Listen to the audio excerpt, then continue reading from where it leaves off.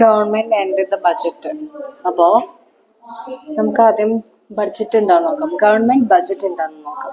ഒരു ഗവൺമെന്റിന്റെ ഒരു സാമ്പത്തിക വർഷത്തെ വരവ് ചെലവ് കണക്കുകളാണ് എന്ത് ഗവൺമെന്റ് ബജറ്റ് എന്ന പേരിൽ അറിയപ്പെടുന്നത്. അപ്പോൾ ഇന്ത്യയിലെ സാമ്പത്തിക വർഷം ഏപ്രിൽ 1 മുതൽ മാർച്ച് 31 വരെയാണ് ഈ കാലയളവ് എന്ന് പറയുന്നത്. സാമ്പത്തിക വർഷം എന്ന് പറയുന്നത് ഏപ്രിൽ 1 തൊട്ടിട്ട് 31 വരെയാണ്. അപ്പോൾ ഗവൺമെന്റ് ബജറ്റിനെ പ്രധാനമായിട്ട് രണ്ടായിട്ട് തരംതിരിക്കുന്നുണ്ട്. ഒന്ന് എന്താണ് റവന്യൂ ബജറ്റ്, പിന്നെ എന്താണ് ക്യാപിറ്റൽ ബജറ്റ്. ഗവൺമെന്റിന്റെ വരുമാനവും റവന്യൂ ചെലവും ചേരുന്നതാണ് റവന്യൂ ബഡ്ജറ്റ്. റവന്യൂ വരുമാനങ്ങളെ നികുതി വരുമാനമെന്നും നികുതി ഇതര വരുമാനമെന്ന് രണ്ടായിട്ട് തരംതിരിക്കാവുന്നതാണ്. ഗവൺമെന്റിന്റെ ആസ്തിയുടെയും ബാധ്യതയുടെയും വിവരങ്ങളാണ് മൂലധന ബജറ്റിൽ പ്രതിപാദിച്ചിരിക്കുന്നത്. നികുതി വരുമാനങ്ങളെ പ്രധാനമായും പ്രത്യക്ഷ നികുതികൾ, പരോക്ഷ നികുതികൾ എന്നിങ്ങനെ രണ്ടായി തരംതിരിക്കാവുന്നതാണ്. അതുകൂടാതെ നികുതി ഇതര വരുമാനവും ഗവൺമെന്റിനുണ്ട്. അവ താഴെ പറയുന്നവയാണ്: ഗവൺമെന്റ് നൽകുന്ന സേവനത്തിനുള്ള ഫീസ്, പിന്നെന്താ അന്താരാഷ്ട്ര ഏജൻസിയിൽ നിന്ന് ലഭിക്കുന്ന സഹായ ഗ്രാന്റുകൾ, പിന്നെന്താണ് കേന്ദ്ര ഗവൺമെന്റിൽ നിന്ന് ലഭിക്കുന്ന ആനുകൂല്യങ്ങൾ. മൂലധന ബജറ്റിനെ മൂലധന വരവുകൾ എന്നും മൂലധന ചെലവുകൾ എന്നും രണ്ടായി തരംതിരിക്കാവുന്നതാണ്. ഗവൺമെന്റിന്റെ ആസ്തികള് വിറ്റഴിക്കുന്നതിലൂടെ ലഭിക്കുന്ന വരുമാനമാണ് ക്യാപിറ്റൽ വരവുകൾ എന്ന് പറയുന്നത്. ഗവൺമെന്റിന്റെ ബാധ്യതകൾ കുറയ്ക്കുകയോ ആസ്തികൾ സൃഷ്ടിക്കുകയോ ചെയ്യുന്ന ചെലവുകളാണ് മൂലധന ചെലവുകൾ എന്ന പേരിൽ അറിയപ്പെടുന്നത്. ഇനി അതില് മിച്ച ബജറ്റും ഉണ്ട്, പിന്നെന്താണ് കമ്മി ബജറ്റും ഉണ്ട്. അതെന്താണെന്ന് നോക്കാം. മിച്ച ബജറ്റ് എന്ന് പറയുന്നത് വരവിനേക്കാൾ കുറച്ച് മാത്രം ചെലവുള്ള ബജറ്റാണ് മിച്ച ബജറ്റ്.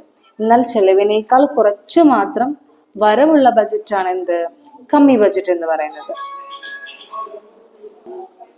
അപ്പൊ മിച്ച ബജറ്റിനും കമ്മി ബജറ്റിനും ഒരു സമ്പദ് വ്യവസ്ഥയെ തികച്ചും വ്യത്യസ്തമായ രീതിയിലാണ് സ്വാധീനിക്കുന്നത്.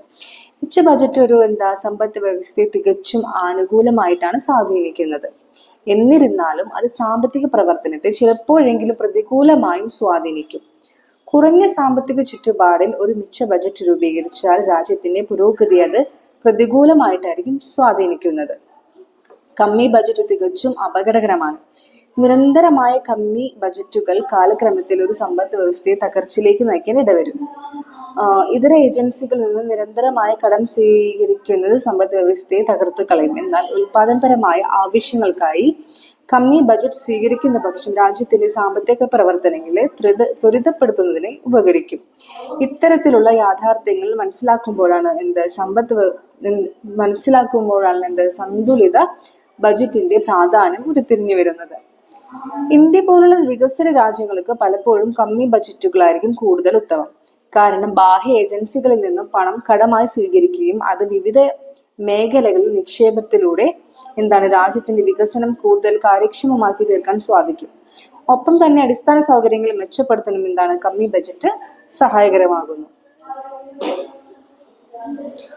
ഗവൺമെന്റ് ബജറ്റിൽ പലപ്പോഴും കമ്മി ധനവിനിയോഗത്തിന് ഇടയുണ്ട്. അപ്പൊ അതിന്റെ കുറച്ച് കാരണങ്ങളൊക്കെ എന്താണെന്ന് നോക്കാം. പൊതു ചെലവുകളാണ് ആദ്യത്തെ. ഗവൺമെന്റ് ചിലവുകളുടെ ഗണ്യമായ വർധനവ് പലപ്പോഴും കമ്മി ധനവിനിയോഗത്തിന് കാരണമായി തീർന്നേക്കാം. പിന്നെന്താണ് പണപ്പെരുപ്പം. കമ്മി ധനവിനിയോഗത്തിന് മറ്റൊരു പ്രധാന കാരണം പണപ്പെരുപ്പമാണ്. പണപ്പെരുപ്പം മൂലം ഗവൺമെന്റ് ചിലവുകൾ പലപ്പോഴും ഗണ്യമായി വർദ്ധിക്കുകയും അത് കമ്മി ധനവിനിയോഗത്തിന് കാരണമായി തീരുകയും ചെയ്യുന്നുണ്ട്. ശമ്പളവും അലവൻസുകളും വർദ്ധിക്കുന്നത്. ഗവൺമെന്റ് ഉദ്യോഗസ്ഥരുടെ ശമ്പളവും അലവൻസുകളും ക്രമാതീതമായി വർദ്ധിക്കുന്നതും ഗവൺമെന്റിന്റെ കമ്മി ധനവിനിയോഗത്തിന് കാരണമായി തീരാറുണ്ട്. തന്മൂലം പലപ്പോഴും ഗവൺമെന്റ് ബാഹ്യ ഏജൻസികളിൽ നിന്ന് പണം കണ്ടെത്തേണ്ടതായി വരുന്നുണ്ട്. സബ്സിഡികൾ നൽകല്. വൻതോതിൽ വിവിധ വിഭാഗങ്ങൾക്ക് സബ്സിഡികൾ നൽകുന്നത് കമ്മി ധനവിനിയോഗത്തിന് കാരണമായി തീരാറുണ്ട്. ദേശീയ ദുരന്തങ്ങൾ. രാജ്യത്ത് ദേശീയ ദുരന്തങ്ങൾ ഉണ്ടാകുമ്പോൾ അപ്രതീക്ഷിത ചെലവുകൾ വന്നു ചേരുകയും അത് കമ്മി ധനവിനിയോഗത്തിന് കാരണമാവുകയും ചെയ്യുന്നുണ്ട്. ഇനി നമുക്ക് ഈ നമ്മുടെ ബജറ്ററി പോളിസിയുടെ ഒബ്ജക്റ്റീവ്സ് എന്താണെന്ന്, ബജറ്റ് നയങ്ങളുടെ ലക്ഷ്യങ്ങൾ എന്താണെന്ന് നോക്കാം. ഓരോ ബജറ്റുകളിലൂടെയും ചില പ്രത്യേക ധർമ്മങ്ങൾ സർക്കാരിന് നിർവഹിക്കേണ്ടതായി വരും. അവ താഴെ പറയുന്നവയാണ്. ധനവിനിയോഗ ധർമ്മം. പൊതുവസ്തുക്കൾ എല്ലാവർക്കും ലഭ്യമാക്കേണ്ടത് സർക്കാരിന്റെ കടമയാണ്. ഇതിനായി സർക്കാരിന് അതിന്റെ വിഭവങ്ങൾ വിനിയോഗിക്കേണ്ടി വരും. ഇതിനെയാണ് എന്ത് വിനിയോഗധർമ്മം എന്ന് പറയുന്നത്. വിതരണധർമ്മം സ്വത്തിന്റെയും വരുമാനത്തിന്റെയും വിതരണത്തിലുള്ള അസമത്വങ്ങൾ ഇല്ലാതാക്കുന്നതിന് ഗവൺമെന്റ് ബജറ്റിലൂടെ ശ്രമിക്കുന്നു.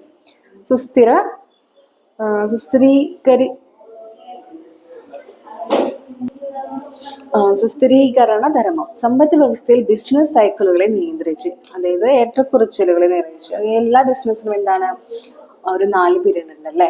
ആദ്യം എന്താണ് ബൂം, ഡിപ്രഷൻ, പീക്ക്, റിക്കവറി എന്ന് പറഞ്ഞിട്ട് 4 സ്റ്റേജുകളുണ്ട്. അപ്പോൾ സമ്പദ് വ്യവസ്ഥയെ സുസ്ഥിരപ്പെടുത്താൻ എന്താണ് ബജറ്റ് ഉപകരിക്കുന്നു. പിന്നെ ധനപരമായ ആവശ്യങ്ങൾ നിറവേറ്റുന്നതിന് വേണ്ടിയിട്ട് ഗവൺമെന്റ് കേന്ദ്ര ബാങ്കിൽ നിന്നും പൊതുജനങ്ങളിൽ നിന്നും പണം കണ്ടെത്താറുണ്ട്. എന്നാൽ കൂടുതൽ ഉത്തമം റിസർവ് ബാങ്കിൽ നിന്നും പണം കണ്ടെത്തുന്നതാണ് കാരണം. എന്നാൽ റിസർവ് ബാങ്ക് ഗവൺമെന്റിന്റെ ബാങ്ക് ആയിട്ടാണ് അറിയപ്പെടുന്നത്. ബാങ്ക്സ് ഓഫ് ബാങ്ക് അല്ലെങ്കിൽ ഗവൺമെന്റ്സ് ബാങ്ക്, അപ്പെക്സ് ബാങ്ക് എന്നൊക്കെ എന്താണ് റിസർവ് ബാങ്കിനെ അറിയപ്പെടുന്നുണ്ട്. ഒപ്പം തന്നെ ഗവൺമെന്റിന്റെ നേരിട്ടുള്ള നിയന്ത്രണത്തിലുമാണ് ഇത് പ്രവർത്തിക്കുന്നത്. ഏതെങ്കിലും സാഹചര്യത്തിൽ കേന്ദ്ര ഗവൺമെന്റ് സാമ്പത്തിക പ്രതിസന്ധി ഉണ്ടായാൽ സഹായിക്കാനുള്ള ഉത്തരവാദിത്തം റിസർവ് ബാങ്കിനുണ്ട്. വായ്പയുടെ കാലാവധി നീട്ടിക്കൊണ്ടു പോകുന്നതിന് പലിശ നിരക്കിനെ സ്വാധീനിക്കാനും ഗവൺമെന്റ് സ്വാധീനിക്കുന്നുണ്ട്. ഈ സാഹചര്യത്തിൽ കേന്ദ്ര ഗവൺമെന്റ് സാമ്പത്തിക പ്രതിസന്ധി ഉണ്ടായാൽ സഹായിക്കാനുള്ള ഉത്തരവാദിത്തം റിസർവ് ബാങ്കിനുണ്ട്.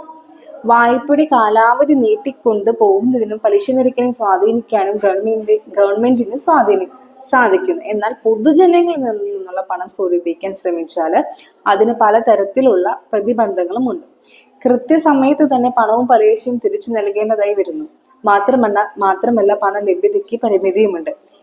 ഇതിനാൽ കേന്ദ്ര ബാങ്കിനെ ആശ്രയിക്കുന്നതാണ് കൂടുതൽ ഉത്തമം.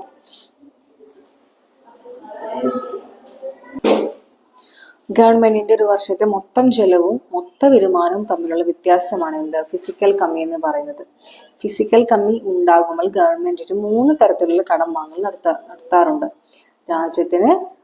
രാജ്യത്തിനകത്തു നിന്നുള്ള കടവും, റിസർവ് ബാങ്കിൽ നിന്നുള്ള കടവും, പിന്നെ വിദേശത്തു നിന്നുള്ള കടം എന്നിവയാണിത്.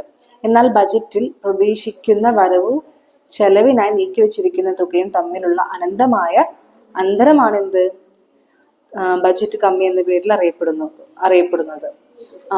വരുമാനത്തെക്കാൾ കൂടുതലായിരിക്കും ചിലപ്പോഴൊക്കെ ചെലവുകൾ.